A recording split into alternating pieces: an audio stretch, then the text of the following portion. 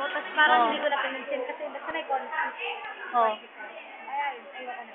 Sabi niya, gusto mo, pupuntahin namin si Papa Jong. Papa Jong kasi tawag namin. Sabi ko, ayoko no.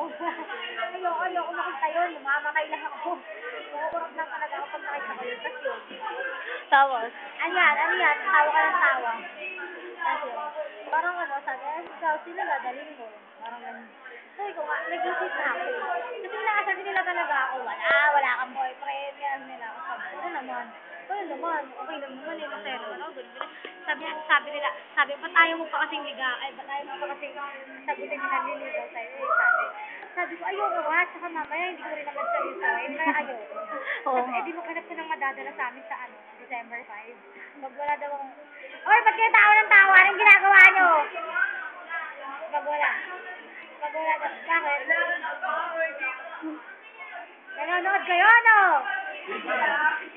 Sabi pag wala daw ako nadala, ililibre ko lang silang lahat.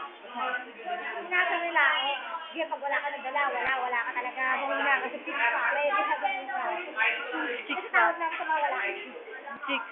Bakit chicks? Wala. Sabi ko, makakahanap din ako.